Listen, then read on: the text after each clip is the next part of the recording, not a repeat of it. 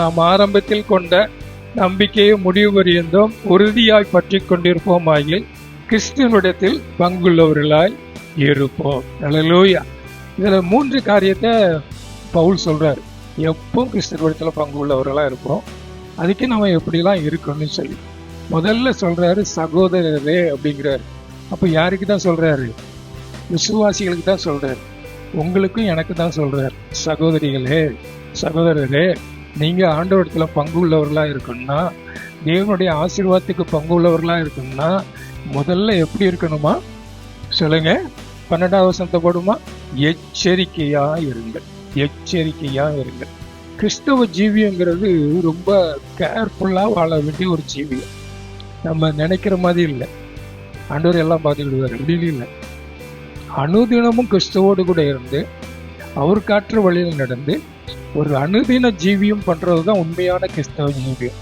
அப்போ நம்ம அதில் எச்சரிக்கையா இருக்கணுமா? எப்படி இருக்கணுமா? எப்படி எச்சரிக்கையா இருக்கணுமா? ஜீவன் உள்ள தேவனை விட்டு விலகுவதற்கு ஏதுவான அவிசுவாசம் உள்ள பொல்லாத இருதயம். அல்லேலூயா. முதல்ல ஆண்டவரை ஏற்றுக்கொள்ளும் போது ரொம்ப விசுவாசம் இருக்கும். ரொம்ப ஆண்டவர் இதை செய்தார், அதை செய்தார், இதை செய்தார்னு சொல்லி. ஆனா சில காரியங்கள் தடைப்படும் போது நமக்குள்ள என்ன வந்துடுது? அவிசுவாசம் வந்துடுது. அவிசுவாசம் வருது. அவிசுவாசம் வந்த உடனே என்ன ஆயிருது? என்ன கவனிக்கிறவங்க மாத்திரம் ஒரு அலையிலே சொல்லுங்க. தூங்க மாட்டேன்னு சொல்றவங்க மாத்திரம் ஒரு அலையிலே சொல்லுங்க. ஸ்தோத்திரம். யாரும் தூங்க, நல்லா கவனமா கேளுங்க. அவிசுவாசம் உள்ள பொல்லாத இருதயம். அவிசுவாசம் உள்ள பொல்லாத. அப்போ விசுவாசம் இருந்தா நம்ம இருதயம் எப்படி இருக்கும் சொல்லுங்களேன், பைபிளை பார்த்து. அப்ப நல்ல இருதயம் ஒண்ணு இருக்குது, பொல்லாத இருதயம் ஒண்ணு இருக்குது. அவிசுவாசம் வந்தா நம்ம இருதயம் எப்படி ஆயிருமா? பொல்லாத இருதயம் ஆயிருமா? பொல்லாத இருதயம் வந்துச்சுன்னா என்ன பண்ணுவோமா? ஜீவன் உள்ள தேவனை விட்டு விலகிடுவோம். ஜீவன் உள்ள தேவன், நம்ம ஆராதிக்கிற தேவன் ஜீவன் உள்ள தேவன். அல்லேலூயா. சதா காலம் உயிரோடு இருக்கிற தேவன், நமக்காக ஜீவனை கொடுத்த தேவன், நம்மளுக்கு ஜீவனை தந்து வாழ வைக்கிற தேவன். எத்தனை பேர் விசுவாசிக்கிறீங்க? அந்த தேவனை விட்டு விலகுவதற்கு ஏதுவான அவிசுவாசமான பொல்லாத இருதயம். அல்லேலூயா. பொல்லாத இருதயம் வந்துச்சுனாலே, அதாவது ஆண்டவரை விட்டு ஒருத்தன் தூரம் போறான்னா செய்கையில உடனே காணப்படாது. முதல்ல எங்கதான் இருக்கும்? இருதயம். டக்குனி பார்க்க முடியாது. இவர் ஆண்டவருக்குள்ள இருக்கிறாரா, ஆண்டவர் விட்டு கொஞ்சம் கொஞ்சமா போறாரா அப்படின்னு அவிசுவாசம் உள்ள வரும். இருதயம் பொல்லாத காரியத்தை ஆண்டவர்கிட்ட போய் என்ன கணாச்சு, நான் ஜெபம் பண்ணணுமா? வேண்டாம். பைபிள் வாசிக்கணுமா? வேண்டாம். முதல்ல இருதயத்துல நினைப்பாங்க. அதுக்கப்புறம் தான் அது செயல்ல வரும். அதுக்கப்புறம் தான் அந்த அவிசுவாசம் உள்ள இருதயம் பொல்லாத இருதயம். உங்கள ஒருத்தனுக்கும் அது காணப்படக்கூடாது. ஜீவன் உள்ள தேவனை விட்டு விலகுவதற்கு ஏதான அவிசுவாசம் உள்ள இருதயம். ஆமா, ஸ்தோத்திரம். அல்லேலூயா. அப்போ நம்புவதற்கு வாய்ப்பே இல்லை. அப்போ விசுவாசிக்கிறோம் பாத்தீங்களா? அதான் உண்மையான விசுவாசம். கரவைத்தாரிலேயே சொல்லுங்க. ஆமா, நம்புவதற்கு வாய்ப்பே கிடையாது. டாக்டர் இப்படி சொல்லிட்டாரு, இல்லைன்னா இந்த வியாதி இப்படி இருக்குது, இல்லைன்னா என் தேவை இப்படி இருக்குது, என் நிலைமை இப்படி இருக்குது. அந்த நேரத்துல ஆண்டவரை விசுவாசிக்கிறோம் பாத்தீங்களா? அதுதான் உண்மையான விசுவாசம். அல்லேலூயா. ஆராதிக்கும் போது இன்னைக்கு பின்னி அருமையா சொன்னாங்க, பலி செலுத்துவதற்கு ஆடு தயாரா இருக்குது. அதான் ஆபிரகாமுடைய விசுவாசம். ஈசாக்க நான் பலி செலுத்த முடியேன், ஏன்னா ஆண்டவர் சொல்லியிருக்கிறார், ஈசாக்கு மூலமா உன் சந்ததி விளங்குன்னு சொல்லியிருக்கிறார். ஆனா கேட்கிறார், நான் போறேன், ஆனா அது நடக்காது. ஆமென். அல்லேலூயா. டாக்டர் சொன்னா கூட அப்படி நடக்காது. கர்த்தர் எனக்கு உதவி செய்வார். ஆமென். என் குடும்பம் எப்படி இருந்தாலும் கர்த்தர் ஆசீர்வதிப்பார். என் குடும்பத்தில் இருக்கிற சூழலுமே மாற்றுவார். அதுதான் விசுவாசம். அல்லேலூயா. ஆமென். அல்லேலூயா. அதாவது பார்க்கிறத நம்புறது இருக்கு பாத்தீங்களா? இவங்களுக்கு அப்படி நடந்துச்சு, அதனால எனக்கு அப்படி நடக்கும். அது என்னது? நேச்சுரல், இயற்கையானது. ஆனா நம்புவதற்கு சூழ்நிலைமை இல்லாத நேரத்துல நம்புறோம் பாருங்க, அதுதான் சூப்பர் நேச்சுரல். அல்லேலூயா. அந்த விசுவாசம் தான் உங்க வாழ்க்கையில அற்புதத்தை கொண்டு வரும்.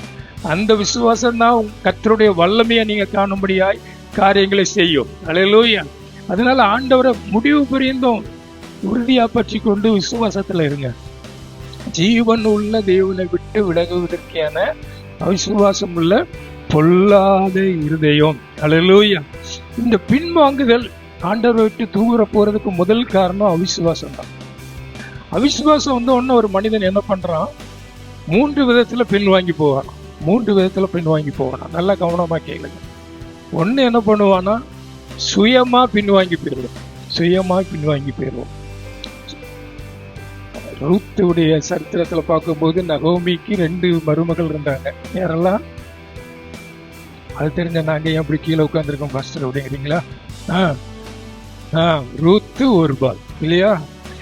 2 பேர்ட்டையுமே நகோமி சொல்றாங்க, ஏம்மா நான் திரும்பி எங்க ஊருக்கு போறேன், அங்க ஆண்டவர் எங்களுக்கு அப்பெல்லாம் வச்சிருக்கிறாரா, நீங்க மோவாபிய தேசத்துல உள்ளவங்க, நீங்க இங்கே இருங்க, நீங்க போய் உங்க வீட்டுல சொல்லி யாரையாவது கல்யாணம் முடிச்சுட்டு பிள்ளையெல்லாம் பார்த்துக்கிட்டு நல்லா இருங்க, நீங்க என் கூட வந்தீங்கன்னா உங்களுக்கு வாழ்க்கையே இல்லை அப்படின்னு சொல்லும்போது, ஓர்பால் ஒருத்தி என்ன பண்ணாலாம், முத்தம் கொடுத்துட்டு விலகி போயிட்டான். இன்னொருத்தி என்ன பண்ணா, ரூத்து, நான் உங்களுடைய வருவேன், உங்களுடைய தெய்வம் தான் என்னுடைய தெய்வம், உங்களுடைய ஜனம் தான் என்னுடைய ஜனம், உங்களுடைய தேசம் தான் என்னுடைய தேசம் அப்படின்னு சொல்லி வந்தான். கர்த்தர் அவளை ஆசீர்வதித்தார். சுயமாய் விலகி போறது, சுயமாய் விலகி போறது. என்ன போனா அப்படி இருக்குது இப்படி இருக்குன்னு சொல்லி ஆண்டவர் விட்டு கொஞ்சம் கொஞ்சமா போயிடுவாங்க. அது சுயமாய் விலகி போறது. 2வது ஒரு காரியம், விழுந்து போற அனுபவம். விழுந்து போற அனுபவம் என்னன்னா, உலகத்தை பார்ப்பாங்க, உலகத்துடைய காரியங்க பார்ப்பாங்க, தேவனை விட்டு கொஞ்சம் கொஞ்சமா விலகி போயிடுவாங்க. கொஞ்சம் கொஞ்சமா.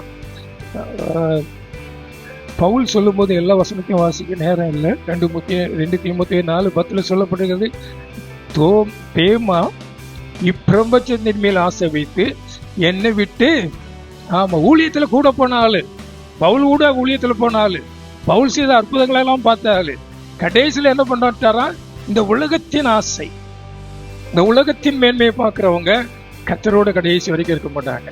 உலகத்துல அப்படி இருக்கணும், உலகம் இப்படி போகணும், இப்படி செய்யறாங்க, அப்படி செய்யறாங்க அப்படின்னா விலகி போயிடுவாங்க. இந்த அவிசுவாசம், இந்த பொல்லாத இருதயம் உங்களில் ஒருவனுக்கும் காணப்படாதபடிக்கு எச்சரிக்கையா இருங்கள். அல்லேலூயா. அப்படி உங்களுக்குள்ள காணப்பட்டுச்சுன்னா நீங்க கிறிஸ்துவுடைய பங்கை இழந்து போவீங்க. அல்லேலூயா. ஆமென். ஸ்தோத்திரம். இன்னொன்று இழுத்து செல்லப்படுதல். ஒரு ஆவி இழுத்துட்டு போற மாதிரி எதையோ ஒண்ணு இழுத்துட்டு போயிடும். நல்ல ஆண்டவருக்குள்ள இருப்பாங்க, உண்மையாக வருவாங்க, ஆண்டவருக்காக பிரகாசிப்பாங்க. திடீர்னு உலகத்தில் ஒரு இச்சை இழுத்துட்டு போயிடும், உலகத்துல ஒரு பெரிய காரியம் இழுத்துட்டு போயிடும். ஊழியருக்குள்ளே இது நடக்குது, ஊழியக்காரங்களுக்குள்ள கூட இது நடக்குது. பிரகாசிக்கிறவங்க எல்லாம் இழுத்துட்டு, இச்சையினால் இழுத்து செல்லப்படுங்க. ஆமென். ஸ்தோத்திரம். யூதாஸ் காரியத்தை பாருங்களேன், ஆண்டவர் கூட இருந்தான் இல்லையா? ஆண்டவர் கூட இருந்தா 3 வருஷம் அவனும் சீடன் தான். அவங்க கையில தான் பணப்பையே கொடுத்திருந்தார், எல்லாம் அவன் தான் பார்த்துக்கிட்டு தான் இருந்தான். ஆனாலும் அவனுக்கு என்ன 30 வெள்ளி காசுக்காக இயேசுவை காட்டி கொடுத்தான். எவ்வளவு? எல்லாரும் சொல்லுங்க. 30 வெள்ளி காசு. 5 அப்பத்தை வச்சு 5000 பேரை போஷிட்டார. பார்த்துட்டு தானே இருந்தான். அவனுக்குள்ள அவிசுவாசம் வந்துச்சு. நமக்கு 30 வெள்ளி காசு பெருசா தெரிஞ்சிச்சு. இயேசுவை விட யார் தான் பெருசு? நம்ம அப்படி காட்டி கொடுக்கல. நம்ம எப்படி காட்டி கொடுப்போம்? இயேசுவை விட கல்யாண வீடு பெருசு, இயேசுவை விட கர்மாந்திரம் பெருசு இல்ல? என்ன அமைதி ஆயிட்டீங்க? ஒரு அல்லலியே சொல்லுங்க. எனக்கு கொஞ்சம் பயமாயிடுச்சு, அதனால ஒரு அல்லலியே சொல்லி என்னை உற்சாகப்படுத்துங்க. கர்த்தர் ஆசீர்வதிப்பாரு. அல்லேலூயா. ஆமா. பொல்லாத அவிசுவாசம். ஆண்டவர் சர்ச்சுக்கு போனா என்ன நடக்கும்? அங்க கல்யாண வீட்டுல போனா என்ன சாப்பிடலாம்? நாம நேற்று போனவர்னு சொன்ன மாதிரி பாயசம் சாப்பிடலாம இல்லையா? ஸ்தோத்திரம். பொல்லாத இருதயம், அதான் பொல்லாத இருதயம், அவிசுவாசம் உள்ள இருதயம் யாருக்கும் வர வேண்டாம். அல்லேலூயா. அதனால இயேசுடைய பங்கை இழந்து போனார். ஒரு வாலிபன் வந்தான் ஆண்டவரத்துல, நான் உண்மை பின்பற்றி வர விரும்புறேன். ரொம்ப பணக்கார பையன். அதனால ஆண்டவர் என்ன சொன்னாரு, உன் ஆஸ்தியெல்லாம் முதல்ல விட்டுட்டு வா, என் பின்பற்றி வான்னு சொன்ன உடனே அவன் என்ன பண்ணிட்டான், உலக மயக்கத்தினால போயிட்டான். ஆண்டவரத்துல வந்த எவனாவது தத்திரனா இருக்கிறானா? இருக்கவே முடியாது. ஆமா, நிச்சயமா நான் சொல்லுவேன். ஒண்ணு இல்லாம வந்தா என்ன கர்த்தர் ஆசீர்வதித்திருக்கிறாருன்னு சொல்ல சாட்சின்னா நிறைய இருக்கும். ஆண்டவருக்கு நான் கொடுத்தேன், ஆண்டவரை பின்பற்றி வந்தேன், எனக்கு ஒண்ணு இல்லாம போச்சுன்னு சொல்றான்னு சொன்னா அவன் உண்மையா ஆண்டவரை பின்பற்றல. அவிசுவாசம் உள்ள இருதயம், பொல்லாத இருதயம் உங்களில் ஒருவனாய்க்கும். ஒவ்வொரு இண்டிவிஜுவலுக்கும் சொல்றேன். பக்கத்துல ஒருத்தர் கையை பிடிச்சு சொல்லுங்க. நமக்குள்ள ஒருத்தருக்குள்ள காணப்படக்கூடாது அந்த பொல்லாத இருதயம், அவிசுவாசம் உள்ள இருதயம் ஒருத்தருக்குள்ளேயும் காணப்படக்கூடாது. உங்களில் ஒருவனாகிலும் பாவத்தின் வஞ்சனையினாலே கடினப்பட்டு போகாதபடிக்கு. முதல்ல சொன்ன வசனம் அவிசுவாசத்தினாலே கிறிஸ்துவனிடத்துல பங்கை இழந்து போகாதங்க. இரண்டாவது சொல்லப்பட்ட வசனம் பாவத்தின் வஞ்சனையினால, பாவத்தின் வஞ்சனையினால கடினப்பட்டு போகாதபடிக்கு இன்று எண்ணப்படும் வரைக்கும், இன்னைக்கு வரைக்கும் ஒவ்வொரு நாளும் ஒருவருக்கொருவர், ஆமா இங்க ஒருத்தருக்கு ஒருத்தர் சொல்லப்பட்டிருக்கு, அன்னைக்கு அங்க இண்டிவிஜுவல் ஒவ்வொரு தனிநபருக்கும் சொல்லப்பட்டிருக்கு. முதல்ல எச்சரிக்கையா இருங்கன்னு சொல்லப்பட்டிருக்குது. இதுல எப்படி சொல்லப்பட்டிருக்கிறது? புத்தி சொல்லுங்கள் ஒருவருக்கொருவர். பாவம் எப்படி வரும்? முதல்ல பாவம் எப்படி வரும்? பாவம் எப்படி வருமா? கண்களுடைய இச்சையினால வரும், பார்க்கறதுனால வரும். ஒன்னு பாக்குறீங்க, அதை இச்சிக்கிறீங்க. ஆமேன். இது எப்போ இந்த பேட்டன் எங்கிறது ஆரம்பிச்சு? ஏதேன் தோட்டத்திலேயே அப்படிதான். பாவம் நமக்குள்ள வந்துச்சுன்னா என்ன ஆயிடுவோம்? கிறிஸ்துவின் பங்கை நம்ம இழந்து போயிடுவோம். கிறிஸ்துவின் பங்கை எப்படிலாம் பாவம் வருது? முதல்ல பிசாசு என்ன பண்றான்? அட்ராக்ட் பண்றான், நம்மளை கவர்ச்சியால இழுக்கிறான். அப்புறம் என்ன பண்றான்னா, உங்களில் ஒருவனாகிலும் பாவத்தினால் வஞ்சிக்கப்படாதபடிக்கு, பாவத்தினால் வஞ்சிக்கப்படாது. நம்ம என்ன நினைக்கிறோம்? இதெல்லாம் செய்தா என்ன, இப்படி நடந்தா என்ன, அப்படி இருந்தா என்ன அப்படின்னு சொல்றோம். அதான் வஞ்சிக்கிற ஆவி. உங்களை நீங்களே சாட்டிஸ்ஃபை பண்ணிடுறீங்க. எல்லாரும் செய்யாததான், எல்லாரும் பண்ணாததான், நான் மட்டுமா பண்றேன் அப்படின்னு சொல்லி அது வஞ்சிக்கிற ஒரு ஆவி. தேவன் நம்மை அதுக்காக தேர்ந்தெடுக்கல, பிரித்தெடுத்திருக்கிறார். வேறு பிரிக்கப்பட்ட ஜனமா இருக்கிறார். நான் உங்கள் தேவனாய் இருப்பேன். ஆமேன். கோணலும் மாறுபாடுமான சந்ததி நடுவில் இருந்து புறப்பட்டு வாங்கன்னு சொல்றார். இன்னும் நம்ம அதே நிலைமையில எலியா தீர்க்கதரிசி சொல்லும்போது சொல்றான், எம்மட்டும் நீங்கள் 2 நினைவுகளில் குந்தி குந்தி நடப்பீர்கள். யெகோவா தேவனானால் அவரை பின்பற்றுங்கள், பாகால் தெய்வமானால் உனக்கு உலகம் வேணா உலகத்துக்குள்ள போக, தெய்வம் வேணா தேவனை பின்பற்று. உலக சர்ச்சில் ஒண்ணு வெளியில ஒண்ணு செய்யாது. அந்த காலத்துல அப்படிதான் செய்துட்டு இருந்தாங்க. ஏசபேலுங்கிற ராணிக்கு பயந்து உள்ள வரும்போது யெகோவா தேவனேன்னு சொல்லி ஆராதிக்கிறோம். வெளியே போகும்போது அவளுக்கு பயந்து என்ன பண்ணுவாங்களாம்? ஆமா, தேவ பயம் இருந்துச்சுன்னா எந்த மனுஷன் முன்னாலும் நீங்க தன்னகுழிய மாட்டீங்க, எந்த மனுஷன் முன்னாலும் நிமிர்ந்து சொல்லுவீங்க. அல்லேலூயா. சாத்ராக் மேஷாக் ஆபேத்நேகோ சொன்னாங்களே, அல்லேலூயா, ஆமென், அல்லேலூயா. நாங்கள் ஆராதிக்கிற தேவன் எங்களை தப்புவிக்க வல்லவராய் இருக்கிறார். தப்பிவியாமல் போனாலும் அந்த விசுவாசம், ஆண்டவர் எங்களுக்கு போதும், கிறிஸ்துவின் பங்கு எனக்கு போதும். இம்மையிலும் நான் அவரை சார்ந்து வாழ்கிற வாழ்க்கை போதும், மறுமையிலும் அவரை சார்ந்து வாழ்கிற போதும். அல்லேலூயா. கிறிஸ்துவ வாழ்க்கையும் அப்படிதான். பூமியை பார்த்து நமக்கு ஒரு பரலோகம் இருக்குது, நம்முடைய நித்திய வீடு அது, நிரந்தர வீடு அது. அங்கிருந்து என்னுடைய இரட்சகர் வரப்போகிறார், நான் அவரை சந்திக்க போகிறேன். அந்த உணர்வோடு கூட நம்ம ஜீவித்தோம்னு சொன்னா கர்த்தரிடத்துல எப்படி இருப்போமா? பங்குள்ளவர்களாய் இருப்போம். அல்லேலூயா. இதுக்காக ஒருவருக்கொருவர் புத்தி சொல்லணும். அல்லேலூயா. ஒருத்தனும் அவிசுவாசம் உள்ள பொல்லாத இருதயம் ஜீவனுள்ள தேவனை விட்டு விலகாதபடிக்கு எச்சரிக்கையாயிருங்கள். நம்பர் 1. நம்பர் 2, பாவத்தினால வஞ்சிக்கப்படாதபடிக்கு என்ன பண்ணுங்க? ஒருவருக்கொருவர் புத்தி சொல்லுங்க. 3வது, கிறிஸ்துவத்துல பங்குள்ளவர்களா நம்ம இருக்குன்னா உறுதியா இருப்போம். கரவத்தி ஒரு அல்லையா சொல்லுங்க. State fast. என்ன வந்தாலும் சரி, என்ன நடந்தாலும் சரி, கிறிஸ்துவின் அன்பை விட்டு என்னை பிரிப்பவன் யார்? அல்லேலூயா. எது வந்தாலும் எனக்கு இயேசுதான் முக்கியம். ஏன்னா அவர் தான் என்னை வாழ வைக்கிறவர், என்னை ஆசீர்வதிக்கிறவர். அவர் இல்லைன்னா, அவர் என்னை சந்திச்சிராவிட்டால் என்றைக்கோ எங்கேயோ எப்படியோ போயிருப்பேன். நான் அவருக்காகவே வாழ்வேன். அல்லேலூயா. அதுல எப்படி இருக்கணுமா? உறுதியா இருக்கணும். நம்முடைய ஃபைனல் டார்கெட்டே அதான். கிறிஸ்துவோடு பங்குள்ளவர்களா இருந்து அவரை போல மாறி நித்தியமாய் அவரோடு கூட இருக்க போறோம். அதுக்கு தான் நம்ம அழைக்கப்பட்டிருக்கிறோம், அதுக்காக தான் தெரிந்து கொள்ளப்பட்டிருக்கிறோம். அல்லேலூயா. அதுக்கு என்ன பண்ணுமா, ஆரம்பத்தில் கொண்ட நம்பிக்கையை, ஆரம்பத்துல நம்பி வந்தோமே, நம்பி வந்தா நம்மளை கைவிட்டாரா? ஆரம்பத்துல நம்பி வந்த என்ன கர்த்தர் கைவிடலன்னு சொல்றவங்க மாத்திரம் நல்ல கரை வைத்து அல்லேலூயா சொல்லுங்க. இன்னைக்கு வரைக்கும் கைவிடலன்னு சொல்றவங்க மாத்திரம் ஒரு அல்லேலூயா சொல்லுங்க. அல்லேலூயா சொல்லாதவங்களுக்குள்ள பொல்லாத இறுதியும் கொஞ்சம் கொஞ்சமா வருது. எச்சரிக்கையா இருங்கள். ஆமா, ஸ்தோத்திரம். இன்னைக்கு வரைக்கும் அவரு கைவிடவே இல்லை. அல்லேலூயா. அதுல நம்ம எப்படி இருக்கணுமா, உறுதியா இருக்கணும். உறுதியா இருக்கணும். எதுல எல்லாம் நம்ம உறுதியா இருக்கணும் அப்படின்னு ஒரு 3 காரியத்தை வேகமா சொல்லி முடிக்கிறேன். வெளிப்படுத்துற 2ஆம் அதிகாரம் 4வது வசனத்தை வாசிங்க. எல்லாருக்கும் தெரிஞ்ச வசனத்துல, ஆதியிலே தேவன் வானத்தை பூமியை சிருஷ்டித்தார். பிள்ளைகள் சொல்றாங்க. வாசிங்க. 4வது வசனம். ஆனாலும் நீ ஆதியில் கொண்டிருந்த அன்பை விட்டா என்று உன் பேரில் எனக்கு. அப்ப எதுல உறுதியா இருக்கணும்? ஆதியில கொண்டிருந்த அன்பு. பக்கத்துல உங்களை கருத்தை பிடிச்சு கேளுங்க. அந்த அன்புல நீங்க உறுதியா இருக்கிறீங்களா? அந்த அன்பு உங்களுக்குள்ள இருக்குதா? அன்னைக்கு பாதி இன்னைக்கு ஜெபம் பண்றீங்களா? அன்னைக்கு மாதிரி இன்னைக்கு வேதம் வாசிக்கிறீங்களா? அன்னைக்கு மாதிரி இன்னைக்கு சபை ஐக்கியத்தை விரும்புறீங்களா? அன்னைக்கு மாதிரி ஆண்டவருக்கு ஊழியம் செய்யணும் வாஞ்ச இருக்குதா?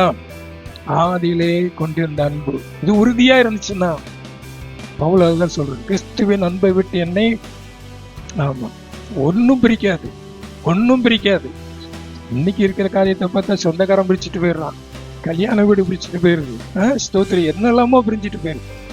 ஒன்றும் என்ன பிரி, சாவுனாலும் சரி, வியாதினாலும் சரி, உபத்திரமானாலும் சரி, பாடுனாலும் சரி, என்ன பிரச்சனைனாலும் சரி, நான் கிறிஸ்துவின் அன்பை விட்டு என்னை பிரிப்பவன் யார்? அல்லேலூயா.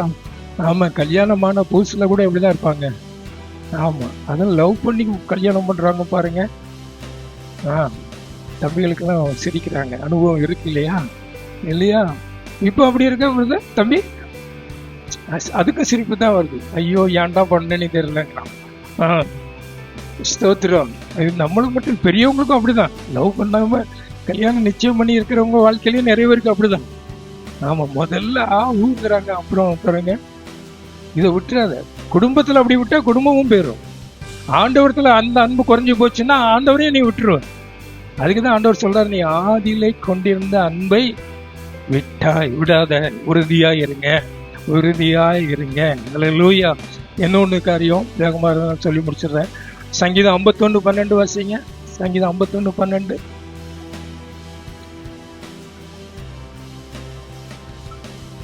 ரட்சணியத்தின் சந்தோஷம். எத்தனை பேர் இந்த சந்தோஷத்தை அனுபவிச்சுக்கிட்டே இருக்கிறீங்க?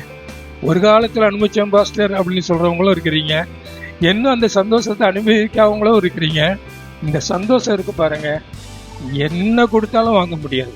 என் பாவத்தை மன்னித்தார், என்னை ரட்சித்தார், என்னை அவருடைய பிள்ளையாய் மாற்றினார், நீதிமானாய் மாற்றினார். ஆமென். அந்த சந்தோஷம் இருக்கு பாருங்க.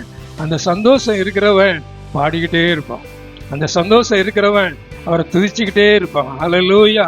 அந்த சந்தோஷம் இருக்கிறவங்க எல்லா இடத்துலயும் சொல்லுவான், எனக்குள்ள ஒரு பெரிய சந்தோஷம், எனக்குள்ள ஒரு பெரிய மாற்றம், அது இயேசு தந்தார், உனக்கும் தருவார். இந்த சந்தோஷம் உலகம் தரக்கூடாத சந்தோஷம், இந்த சந்தோஷம் பரலோக சந்தோஷம். அல்லேலூயா. இருக்குதா? அந்த சந்தோஷத்தோடு இருக்கிறீங்களா? மகிழ்ச்சியா இருக்கிறீங்களா? இன்னைக்கு கர்த்தரை ஆராதிக்க வந்த நீங்க மகிழ்ச்சியோடு கர்த்தரை ஆராதனை பண்ணீங்களா? உறுதியா இருங்க, உறுதியா இருங்க. இந்த வாரம் அடுத்த வாரம் போக வேண்டாம், கடைசி ஃபர்ஸ்ட் வீக்ல திருவிருந்துக்கு போனா போதும் நினைக்காதங்க. உறுதியா இருங்க, உறுதியா இருங்க. கர்த்தருடைய சமூகத்துல வர்றது ஒரு நாளும் வேஸ்ட் இல்லை. தேவன் மத்தியில இருக்கிறார், தேவன் உன் தேவையில அறிந்திருக்கிறார். உன்னை ஆசீர்வதிக்காம வெறுங்கையோடு கூட அவர் அனுப்பவே மாட்டார். விசுவாசிக்கிறவங்க மாத்திரம் ஒரு அல்லேலூயா சொல்லுங்க. ஆசீர்வாதம் என்ன நினைக்கிறோம்? போகும்போது பாஸ்டருக்கு ஆளுக்கு 10,000 ரூபாய் கொடுத்தாருன்னா அது உண்மையா வாரந்தோறும் வந்துடலாம் பாஸ்டர். ஒரு பிரதர் நல்ல தலையாற்றுறாரு. ஸ்தோத்திரம். அதை விட மேலான நன்மையை கர்த்தர் உங்களுக்கு தந்துட்டு இருக்கிறாருங்க. 10,000 கொடுத்தா கூட இந்த வார்த்தையில செலவு பண்ணிட்டு அடுத்த வாரம் 10,000 வருவோன்னு வரும். அப்படி இல்லை, நித்தியத்தை வச்சிருக்கிறார், சந்தோஷத்தை வச்சிருக்கிறார். அல்லேலூயா. ரட்சணியத்தின் சந்தோஷம், ரட்சிப்பின் சந்தோஷம், இதுக்கு ஈடு இணை ஒண்ணுமே இல்லை. இதை விட சந்தோஷம் எங்கேயுமே இல்லை. அல்லேலூயா. எங்கேயுமே இல்லை. உலகத்துல எந்த பகுதியிலும் போனாலும் இருந்தேன். அந்த சந்தோஷத்துல நிறைஞ்சிருக்கிறவன் பார்க்கட்டவனா சொல்லுவான், நான் எப்படி இருந்தேன், ஆண்டவர் என்னை மாற்றிட்டார், ஆண்டவர் உன்னையும் மாற்றுவார், உனக்கு சந்தோஷத்தை தருவார். அல்லேலூயா, ஆமென், ஸ்தோத்திரம். இன்னும் அதே வசனத்தை வாசிங்க. நல்ல லெலிய சொல்லுங்க. உற்சாகமான ஆவியனை தான். அப்போ ரட்சிப்பின் சந்தோஷத்தை உறுதியா பிடிச்சுக்கணும். அந்த ரட்சிப்பின் சந்தோஷத்தை கெடுக்கிறது தான் பாவம். அந்த ரட்சிப்பின் சந்தோஷத்தை கெடுக்கிறதுக்கு தான் பிசாசு கிரியை செய்வான். உன்னை ஆண்டவரை விலக்கி உனக்குள்ள இருக்க அந்த சந்தோஷத்தை மகிழ்ச்சியை கெடுக்கிறதுக்கு தான் கிரியை செய்யறான். அடுத்தது உற்சாகத்தின் ஆவி. அல்லேலூயா. ஆண்டவருக்கு எதை செய்தாலும் எப்படிதான் செய்யணும். ஆமா, சர்ச்சுக்கு போகணும், நீ வேணா போ, நான் வரல அப்படின்னு சொல்லிட்டு வரக்கூடாது. உற்சாகமா ஆரம்பத்துல இருந்துச்சே அந்த உற்சாகம் இன்னைக்கு இருக்குதா? கத்தர்னா ஓடி ஓடி போனோமே. சபைன்னா 8 மணினா 8:15, 8 மணினா 7:50 போய் உட்காந்து ஜெபம் பண்ணவங்கலாம் இருக்கிறீங்களே. இன்னைக்கு அந்த உற்சாகத்தின் ஆவி எங்க போச்சு? ஏன்? உலகத்தினால, பாவத்தினால, அவிசுவாசத்தினால, பொல்லாத இருதயத்தினால குறைஞ்சு போயிருக்கு இல்லையா?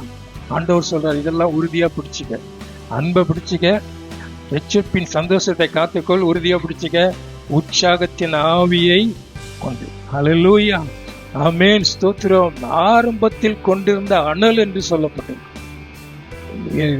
வெளிப்படுத்தின விசேஷத்துல சொல்லும் போது, நீங்கள் அனலும் இல்லாமல் அனலா இருந்தா, ஆண்டவருக்காக ஏதாவது செய்யணும், ஆண்டவருக்காக பிரகாசிக்கணும், கர்த்தருக்காக எதையாவது செய்யணும், ஒரு ஆத்மாவை சந்திக்கணும், கர்த்தருடைய ஊழியத்துல எதையாவது ஒண்ணு செய்யணும் அப்படின்னு சொல்லி அனலா இருந்த.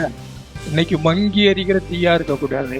அந்த அனலை ஆவியிலே அனலாயிருங்கள், எப்பொழுதும் அனலாயிருங்கள். அல்லேலூயா. இதை நம்ம உறுதியா பிடிச்சுக்கிட்டோம்னா கிறிஸ்துவோடு கூட நம்ம பங்கு உள்ளவங்களா இருப்போம்.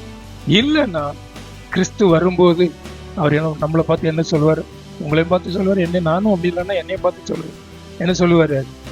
அக்கிரமக்காரரே என்னை விட்டு அகன்று போகணும். இல்லையா, எங்க பாஸ்டர்கிட்ட கேளுங்க, மாசந்தோறும் நான் தசமபாகம் கொடுத்தேன், ஒரு ஆராதனை கூட நான் மிஸ் பண்ணல,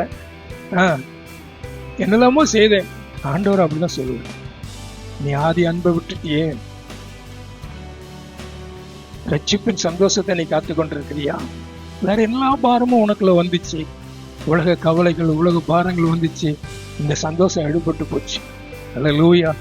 ஆண்டவரத்துல நம்ம இப்படி உறுதியா இருந்தா, ரட்சிப்பின் சந்தோஷத்தை காத்துக்கொண்டு, உற்சாகத்தின் ஆவினால 2 கர்த்தருக்குள்ள இருந்து ஆவியில அனலா இருந்தா, ஆதி அன்புடையவர்களா இருந்தா, கிறிஸ்துவிடத்துல பங்கு உள்ளவர்களாய் இருப்போம். அல்லேலூயா, ஆமென், ஸ்தோத்திரம். அல்லேலூயா. கடைசியா ஒரு கதையை சொல்லி முடிக்கிறேன். ஒரு ஊர்ல ஒரு பெரிய பங்களாவில் ஒரு மனிதன் மட்டும் தங்கி இருந்தாராம். அவர் அப்பப்போ ஊருக்குள்ள வருவாராம். ஊருக்குள்ள வந்து எல்லாருக்கும் நன்மை செய்வாராம். நன்மை செய்கிறவராய் சுற்றி இருந்தாரா ஈசு. அதே போது எல்லாருக்கும் நன்மை செய்வாராம், எல்லாருக்கும் வேண்டியதெல்லாம் கொடுப்பாராம், எல்லாம் பண்ணிட்டு இருந்தாராம். திடீர்னு கொஞ்ச நாள் அவர் வரவே இல்லையா.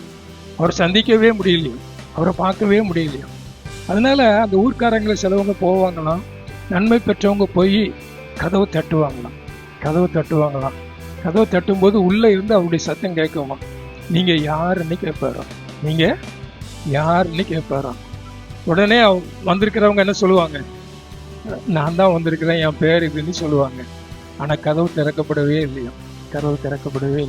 இப்படி எல்லாரும் கேட்டுக்கிட்டே இருந்தாங்க. ஒரு நாள் ஒரு வாலிப தம்பி, அவனுக்கு கல்யாணம் முடிச்சு வச்சு அவனுக்கு எல்லாம் செய்தது அவரு. அதனால அவன் போய் ஒரு நாள் கதவை தட்டுனான். கதவை தட்டும் போதும் உள்ள இருந்து அதே சத்தம் வந்துச்சான், நீ யார், ஹூ ஆர் யூ, நீ யாருன்னு சத்தம் வந்துச்சான். அவன் ஒன்னு சொல்லனா, எனக்கு கல்யாணம் நீங்க தானே பண்ணி வச்சீங்க அப்படின்னு சொல்லி பார்த்தானா. கதவு திறக்கவே இல்லை. ஆனா உண்மையாகவே அந்த வாலிபன் அந்த பெரிய மனிதனை ரொம்ப நேசித்தோன்னே கொஞ்ச நாள் அவன் ஒரே எண்ணங்கள், அவனுடைய சிந்தனை எல்லாம் மாறி மாறி அந்த மனுஷனை பற்றியே எண்ணங்கள் வந்துச்சான். அவர் எப்படி செய்தார், எப்படி இருந்தார், எப்படி நடந்தார் அப்படின்னு சிந்திச்சுட்டே இருந்தாங்க. திரும்பி கொஞ்ச நாள் கழிச்சு போய் அந்த கதவை தட்டுனான். கதவை தட்டும்போது உள்ள இருந்து சவுண்டு வந்துச்சான், நீ யார் அப்படின்னு சவுண்டு வந்துச்சு. அவன் சொன்னானா, நீங்க தான் வந்திருக்கிற அப்படின்னா. என்ன சொன்னானா புரிஞ்சவங்க சொல்லுங்க, பரவாயில்ல இல்லையா? நீங்க தான் வந்திருக்கிறீங்க, நீங்க தான் வந்திருக்க. உடனே கதவு திறக்கப்பட்டுச்சு. இன்னைக்கு நான் சொல்றேன், நம்முடைய வாழ்க்கையில ஆண்டவரை பற்றி கொண்டு ஆண்டவருக்காக வாழ்ந்து ஒவ்வொரு நாளும் அவரையே நம்பி வாழ்ந்து கொஞ்சம் கொஞ்சமா அவருடைய திவ்ய சுபாகத்துல பங்குள்ளவர்களாய் மாறி, அவருடைய ஊழியத்துல பங்குள்ளவர்களாய் மாறி, அவருடைய கிருபையில பற்றி பங்குள்ளவர்களாய் மாறி அவருக்காக நம்ம வாழ்ந்து கொண்டிருந்தோம்னா கொஞ்சம் கொஞ்சமா அவரை போல மாறுவோம். ஆமேன். மத்திய ஆகாயத்துல வரும்போது அவர் கீழே இருந்து பார்ப்பார், என்ன பார்ப்பார், உங்களை பார்ப்பார், எடுத்து கொண்டுருவார். அல்லேலூயா. ஆமேன். அப்பந்தான் கதவு திறக்கும். மற்றபடி சபைக்கு வந்தேன், காணிக்க கொடுத்தேன், அப்படி பண்ணேன், இப்படி பண்ணேன், கதவு திறக்காது. கொஞ்சம் கொஞ்சமா நம்முடைய எண்ணங்கள், ஏக்கங்கள் எல்லாம் அவரை குறித்து மாறி அவரையே நம்பி முடிவு பரியந்தம் ஆரம்பத்தில் கொண்டிருந்த விசுவாசத்தை உறுதியாய் பற்றி கொண்டு எச்சரிக்கை உள்ளவர்களாய் புத்தியை கேட்கிறவர்களாய் வாழ்ந்தோம்னு சொன்னா அந்த நித்தியத்தில் அவரோடு கூட நித்திய காலமாய் போய் சேர கர்த்தர் நமக்கு உதவி செய்வார்கள்.